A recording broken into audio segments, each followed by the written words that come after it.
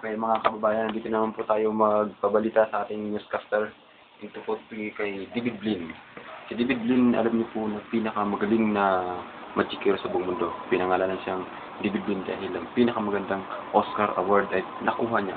Ito siya. Pasok!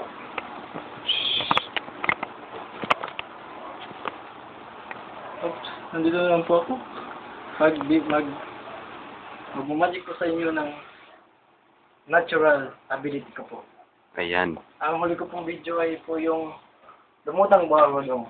Lumutang ng ganun dong. Kaya yun, napainom ako dong ng tubig dong. Ayan po si David Blin. Nagsasalita po siya. Ito po ngayong aking magic dong ay kumbaga sa card ulit dong. One deck of card. Card? Yes. Itong one deck of card dong. Sa isang iglap mawawala dong. Sa isang iglap? Mawawala siya dong. Wow! Sige. Isang iglap dong. Isang iglap dong. Dong. Hindi ko masabi dong. Mawawala siya dong.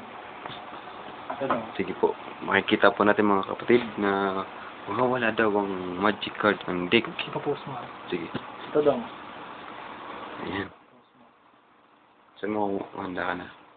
Handa na Ayan ako po. Nakikita po natin ang next card. Post. Ayan na. Ayan po. Nakikita natin. Nakikita natin na ano. Ooh! Kamangha-mangha. Dong. Saan napunta ang baraha? Dong. Kung saan man yung baraha dong.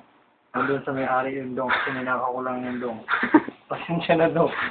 Baka abulin ako dong. Sige dong. Paalam na dong. Ako dong. Ay dong.